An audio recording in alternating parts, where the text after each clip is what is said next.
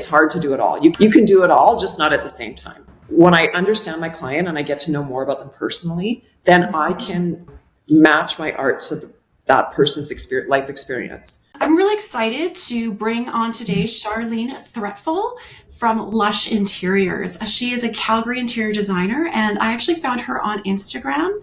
And so you've been in the interior design industry, I think, for about 20 years now, it said on your website. Yep. And I was just wondering, what initially drew you to that industry? Good question. Thanks for having me on today, too. I'm excited to chat with you. I've been drawn to interior design my whole life, but it was never a career for me. It was just a passion. I never even thought about, interior design as a career. It's just, it was always something I kind of did on the side. So you went to school at Mount Royal, and then what did you do after that? How did you break into the interior design space? So my business partner, Lisa, and I went to school together because we both decided we were working together. We used to sell advertising together years ago before. Okay. And so we said, let's go back to school. We both had small families. We'll start our own business. And I remember one of our professors in school saying, yeah, if you want to start your own business, that's great, but you can expect to not make any money like the first few years in business. And Lisa and I looked at each other and went, oh no, we've got this. We're in sales and marketing. We're going to make money. We know what we're doing. Well, the first 5 years we were in business, we made no money. Oh, we have a business background. Mm-hmm. And we needed to build our portfolio. We were working for friends and family, buying all of our samples, supplies, growing and building our business. Right. And we made no money the first 5 years. The next 5 years was just kind of, making some money, but not, we weren't going to be rich. But it was all about balance of our lifestyle and being able to be at home with our small kids, trying to run our business. And it's hard to do it all. You can do it all, just not at the same time.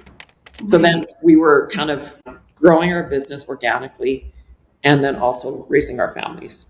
And then it's really been in the last probably 10 years that we've actually had some success, some real success, and, moved into our own studio and created a team. And now there's a team of, we're at 5 of us right now. We're typically at 6, but we're at 5 right now.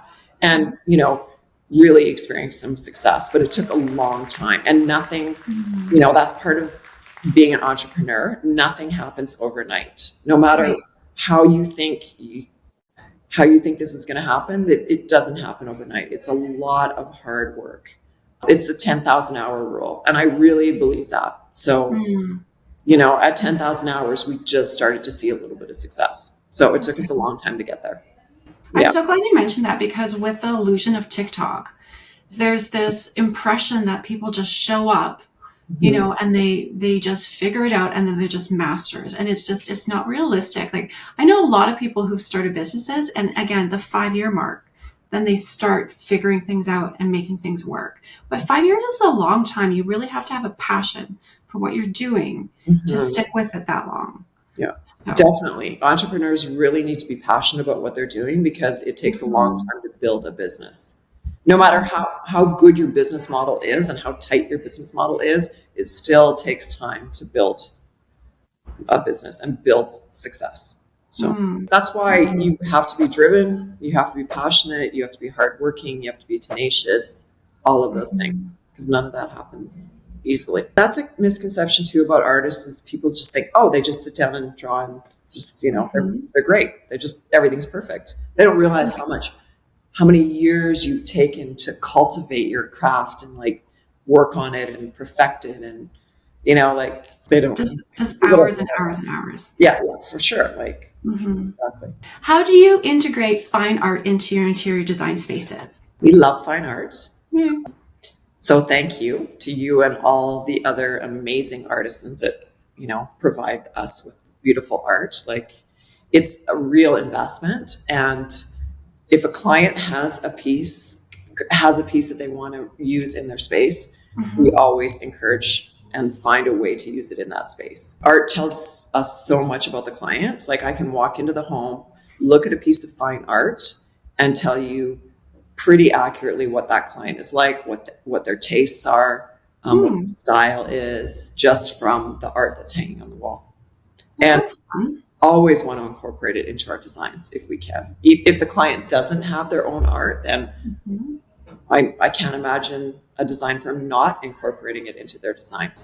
It's part of the fabric of what makes a good curated home.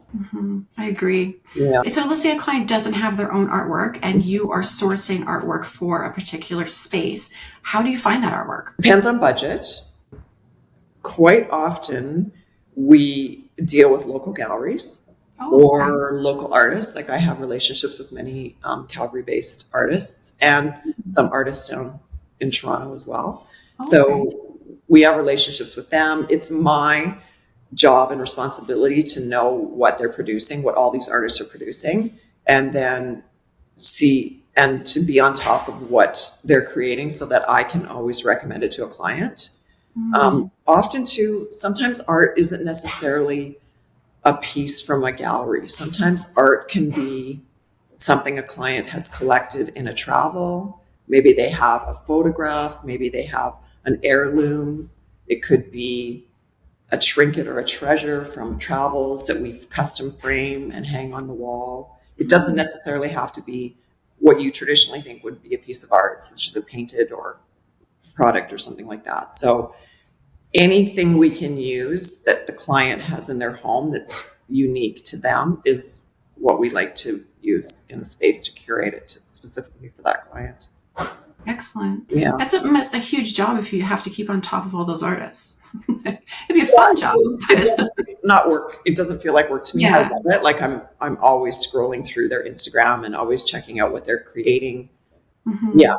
Like you and I mentioned, I saw your art, in 2011 and I started following you and I'm always checking out your art to see what you're creating. And yeah. Gosh, I had no idea. That's so great. I love how small Calgary is. Yeah, it's great. Fantastic. It's great. Yeah. And there's some amazing artists in Calgary. So you don't have to go very far to find fantastic artists. So. Have you ever commissioned a custom piece of artwork when you couldn't find the right piece for a certain space? Oh yeah, absolutely.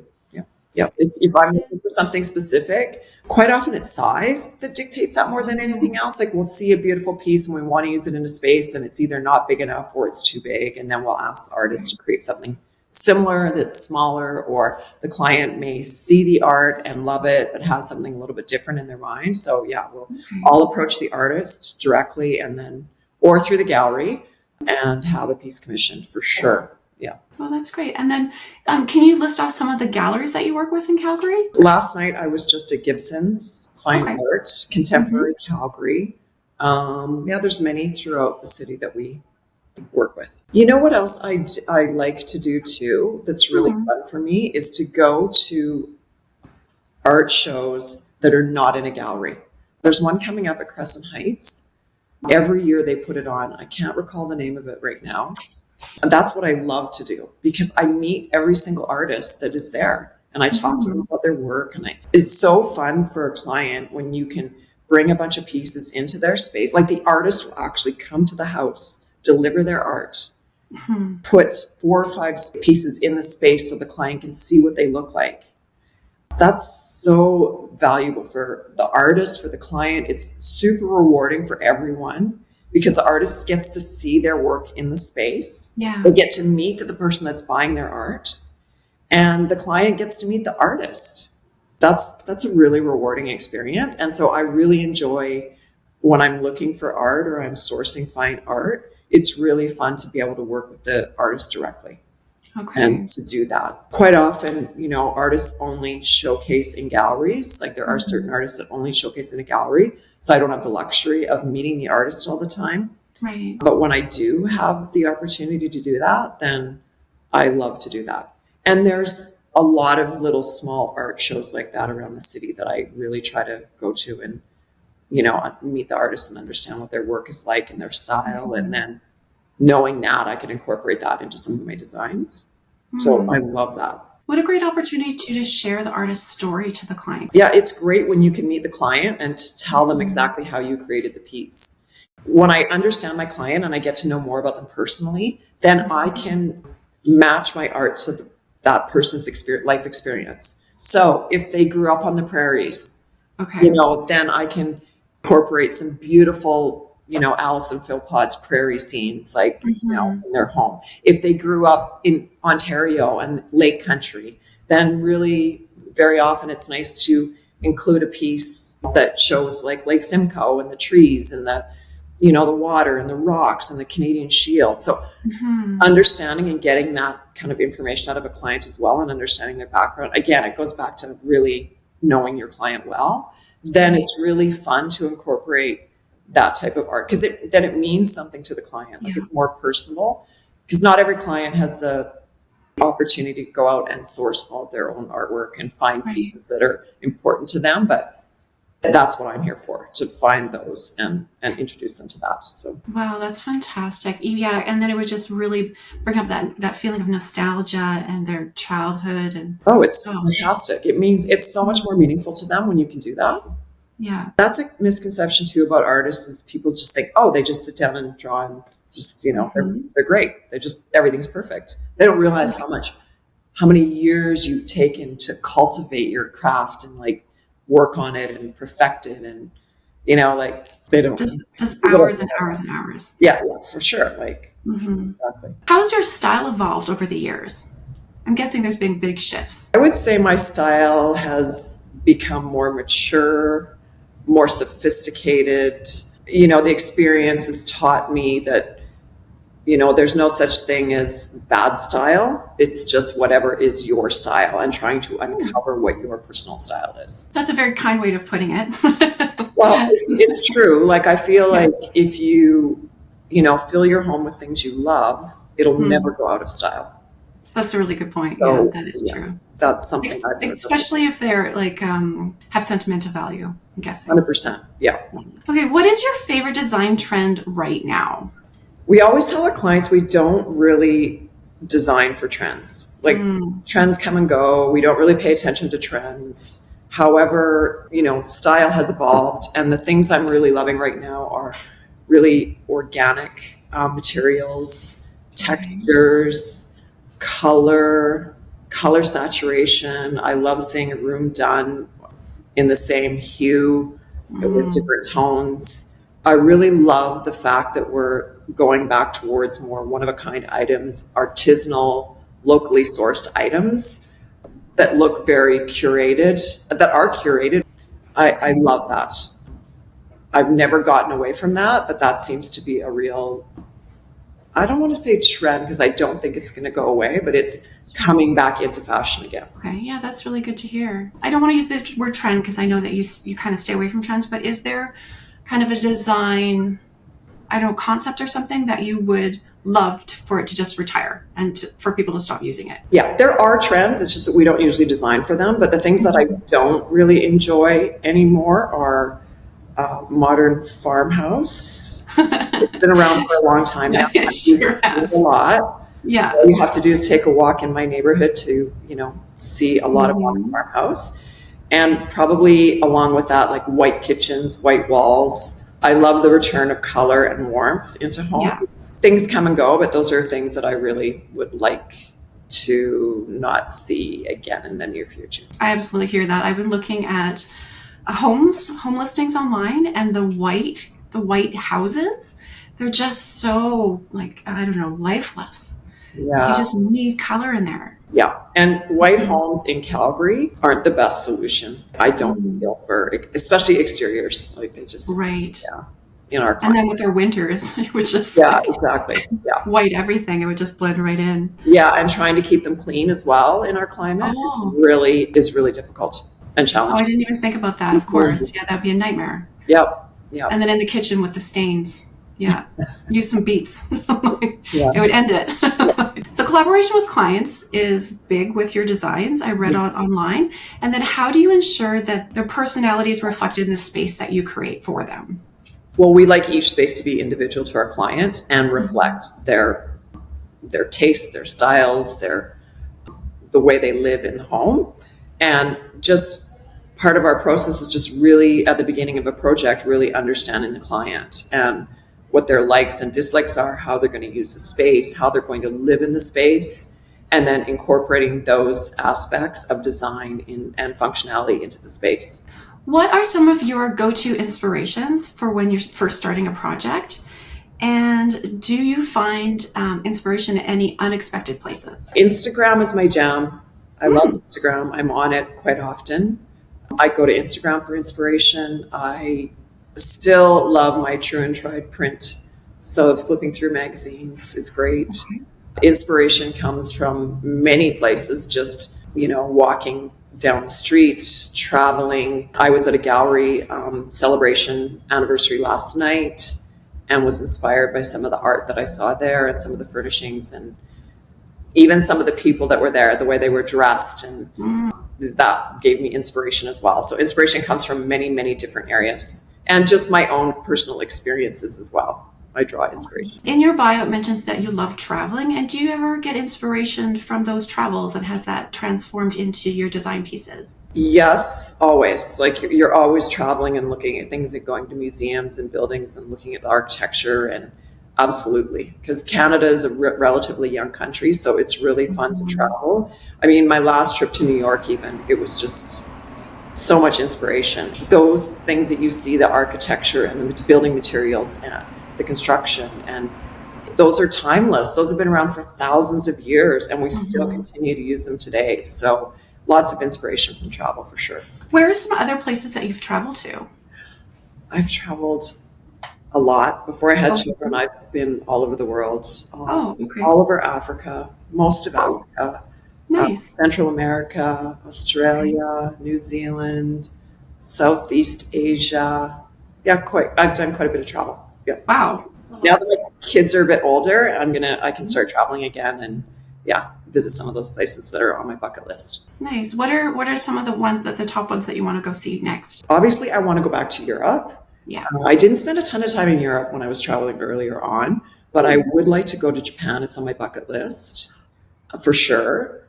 And also seeing more of Canada, because I haven't been to Eastern Canada. I also want to get up to Hudson's Bay and see the polar bears and beluga whales. That's another. That would be fun. Yeah. Yeah, traveling is such a good time. We It actually is just great. got back from England, and we went to Malta for 3 days. Oh, fantastic. Yeah. Yeah, and most of the people, I was just like, I'm going to Malta, and they're like, where's Malta? Yeah. It's by Sicily. The food's really good. England's great too. Can you walk us through kind of your design process? So we initially meet with the client, and then after we've done a tour of their home and we've talked about the scope of the project and what they're trying to accomplish, we'll actually give them a very lengthy questionnaire and get them to think about so many things that they probably haven't even thought about when they're thinking about either design or renovation.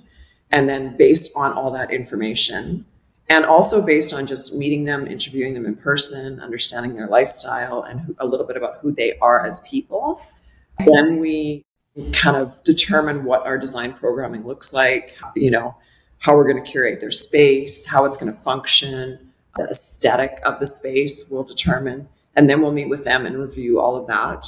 Once we review that, we'll usually have a few tweaks or a couple changes to make to that. And then we'll execute on the design of that project. Luckily, they trust us and they just leave us to execute and finish the project. And best part about this job is when we do a reveal and we have clients to leave for the day, and then we do the style and the install, and then we have a big reveal at the end. And that's so rewarding. Oh, that would be fun. And they love the project, and it's super special. Super special for them and for us too. I'm actually a little bit curious, like, what are some of these unusual questions that you have on the form to get people to really think? So especially when we're doing something like a kitchen renovation, simple things like, are you left-handed or right-handed? Like how you stand at a counter and chop your vegetables, and where should we place the sink? And is a carburetor going in the left hand or the right hand side of the sink if it's a double bowl sink? How do they shop? Do they shop at Costco? Are they buying in bulk? Are they foodies? Do they have a lot of spices, oils, sauces, that type of thing? How do they cook? And what type of food do they cook? All those many, many questions that we ask them just to uncover how they would really use the space that they never even think of. It just I never would have written anything like that down if I was looking for an interior designer.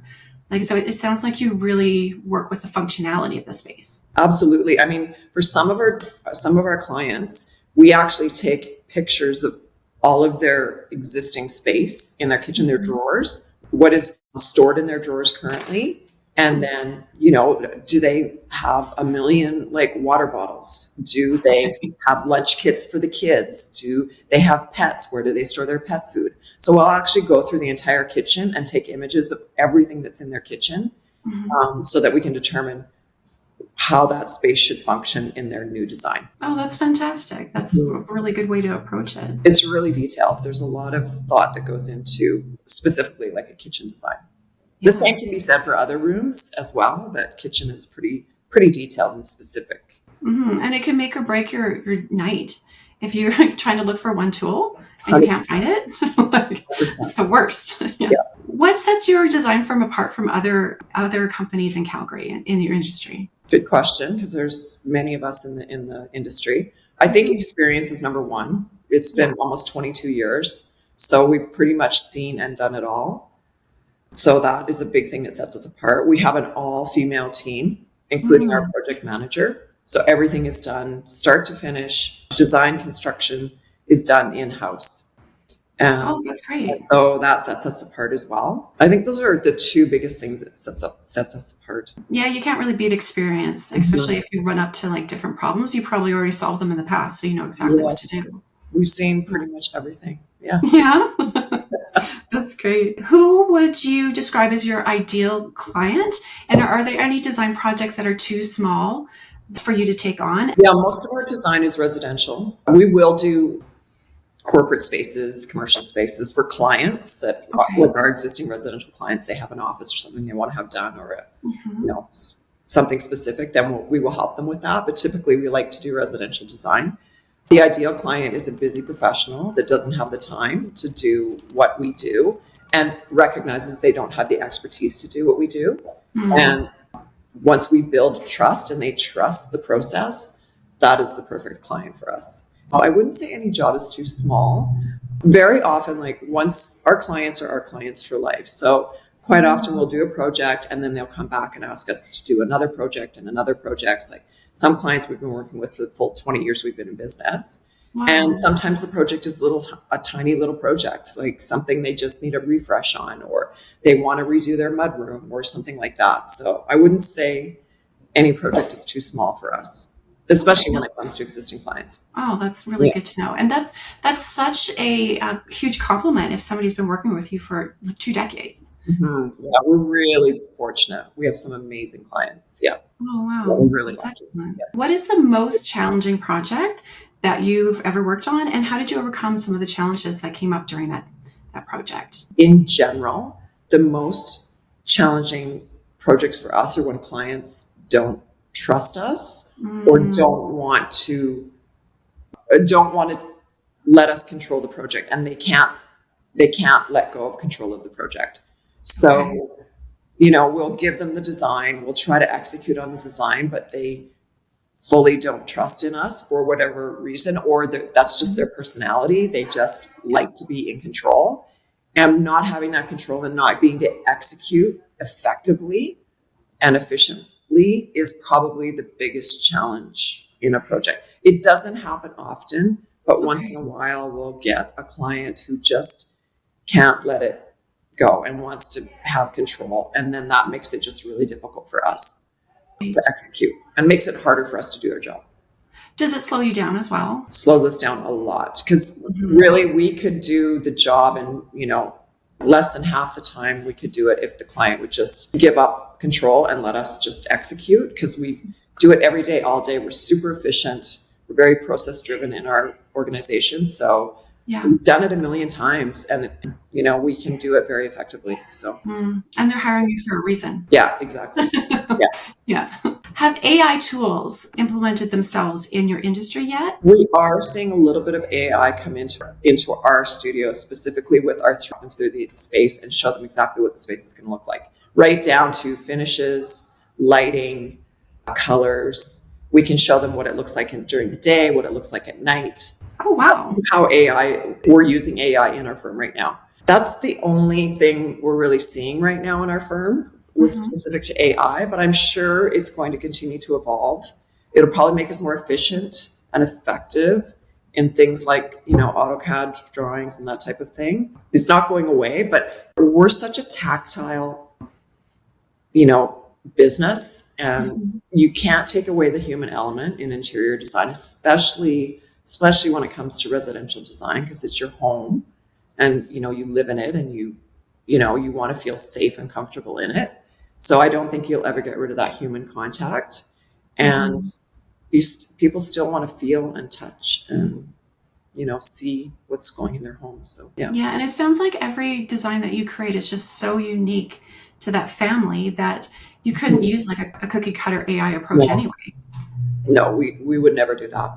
As a creative professional, have you ever experienced burnout? And then if so, like what are some things that you did to help alleviate those symptoms or experience? I have experienced burnout, but not creative burnout. Oh, okay.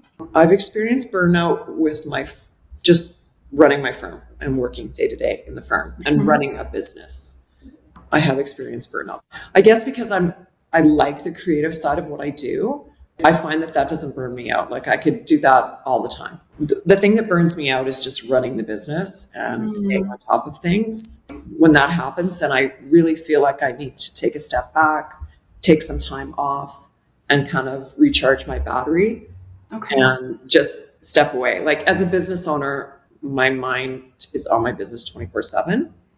So I need to take some time. And usually we do that at Christmas time. Our office shuts down for like 2 weeks. And that's the only time of the year that I can really step back and not think about work and not think about my projects. And that is how I recharge my batteries and come back fresh in the new year. Nice. Yeah. I don't think a lot of people who are not creatives don't realize how much the business side can take away from the creative side, in the sense that there's a creative stuff, but then you have to do the day-to-day and the invoicing and the marketing. And it's quite a lot. Like a lot of people think as an artist, you just go and you paint all day, right? But that is not the reality of the situation. No, not at all. Being an artist, you need to run a business. Yeah. And it's not easy. With a background in both business and design, how do you think that your education has shaped your approach to the interior design industry? I don't know if my education has shaped it so much as just my experience has shaped it. Like coming from a business background, I think the thing that's really helped me a lot is I did have a strong sales background. Oh, okay. So I draw on that experience every day to understand what my clients are looking for. Like what they need, what is their pain point, what is their problem, and how can I solve it?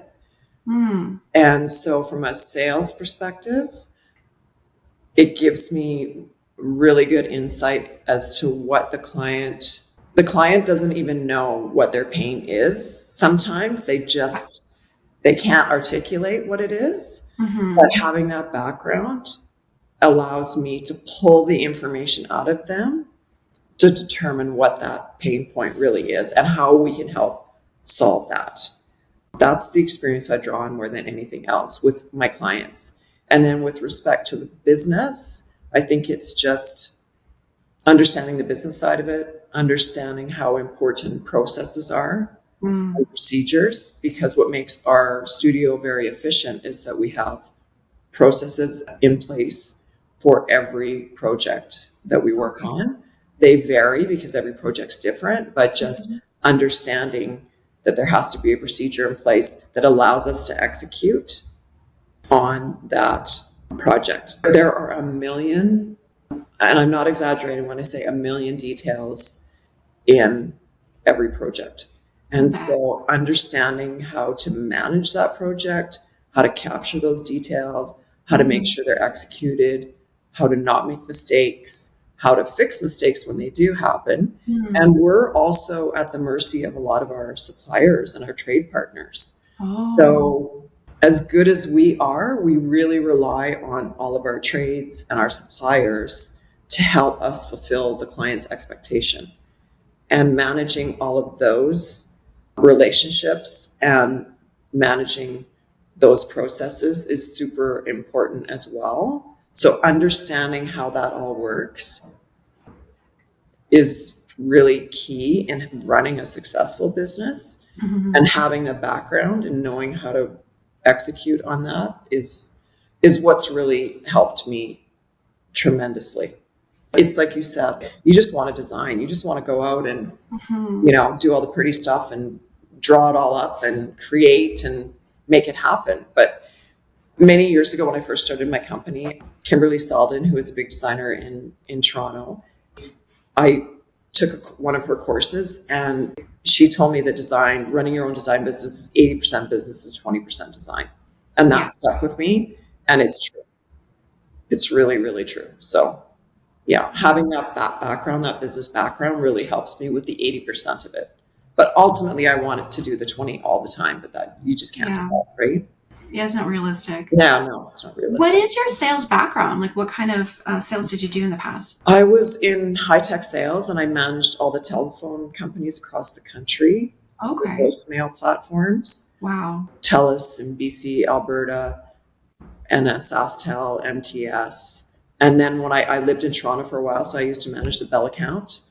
So yeah, it was a lot of travel and managing all of those projects and all those teams. And yeah. I wish they did more sales in fine art, because that's something that they do not teach, and it would be really helpful to be able to interact with the clients, like you said, with the pain points and understanding their pain points. I think in most creative industries, that would be really helpful to have. I think it would be. Yeah, they don't teach you that in school. Like you don't learn any of that in school. No. Running a business is so different, right? Yeah. So different. What I've also learned too is to surround yourself with people that can help you achieve your goals, and find a good accountant, find a good office manager and bookkeeper, which we have, which we're so lucky. Find a good business coach, find a good marketing firm, PR firm, like all of those things, all of those partners that can help you achieve success. Surround yourself with those people, because we're not experts at all of that, but there are people that are experts that can really help your business as well. So the idea of business coach, that's really clever. I haven't actually thought of putting that on my roster. Yeah, I'm always watching stuff on YouTube, but I don't have like a specific business mentor or business coach. Yeah, I have a business coach, and yeah, amazing, life-changing. And then also organizations. Like I also belong to the Women's President's Organization, which is, and I belong to a Calgary chapter that we support each other. We're all like-minded. We're all trying to grow our business. And so finding your people and your tribe to help you and support your business is really helpful as well. So yeah. Really important. What are some qualities that you think are essential for a successful entrepreneur in the interior design space? It's not even relative to interior design. I just think being a successful entrepreneur is hard work, not for everybody, tenacity, work ethic. I can tell you probably in 20 years, I've probably been sick maybe 2 or 3 times in 20 years. Wow. Even during COVID? Funny enough, COVID was the busiest time in 20 years, that was the busiest time for us. Really? Yeah, because we were considered an essential service. So we were at work. It was insane. People were at home. They had money to spend and they wanted to spend it on their home because they were all cocooning in their home. It was crazy. It was insane. Wow. Yeah. And how did that work with like the supply chain? Because I know a lot of things it was difficult to get certain supplies. Yes. Yeah. Very difficult to get certain supplies. We had to wait. We had to source alternatives. Like during COVID, when we first shut down in March, we put a family of 6 into a home and they had nothing. They had no furniture at all. And we had to furnish their entire home at the height of COVID. And so, because they had triplets, they had 4 children under 4. Yikes. So we had to just source locally. We had to source from suppliers that could ensure that they could get the product. So we were reselecting over and over again to try and find items that we could actually physically get into their space. And then, of course, we had to deal with all the protocols and everything else that went into that. Yeah. It was super, super challenging. But we ended up, I think their home was about 4,500 square feet, and we furnished it top to bottom. We did the whole thing all Wow. during COVID. Yeah, it's crazy, Oh, but yeah. very rewarding. I bet. It's all done. Yeah, yeah. Oh, yeah, that sounds like a fun challenge. Has a client ever cried when they saw your interior design Yeah. space? Yeah, Oh, it happens a that's lot. beautiful. Yeah, it's really fun. It's really Mm. fun. I had that happen one time with a logo. Really, Yeah, it was for a theater company that was just starting out. that's And it was just, amazing. yeah, it was just, I will never forget it. It was so beautiful. Yeah, it feels good, doesn't it? I Hmm. mean, even like we were at a photo shoot last week for a client, and they had amazing art, and color in their art was so vibrant and so beautiful that we ended up, and we don't always do this, but we ended up incorporating a lot of their furnishings and color and decor. We pulled out inspiration from their art. And so in the room, it looked amazing. And they came in and they were all like, teary-eyed when we did the reveal for them. Yeah. But even when we went back to do the photo shoot, they were just still like in awe, like, Mm. wow, we just love it so much. Everybody that comes in here loves it. We're just so happy. And I think it's more not how it looks, but how it feels. Yes. The way they feel in the space. And so that's something that you'll never get that from AI, or you'll never get that, designing without that human touch. So that's super, super important. And that's, really rewarding. Oh, I Yeah. love hearing that. Congratulations. Thanks. Yeah, it's Yeah. really fun. I love it. Excellent. Well, thank you so much again for this.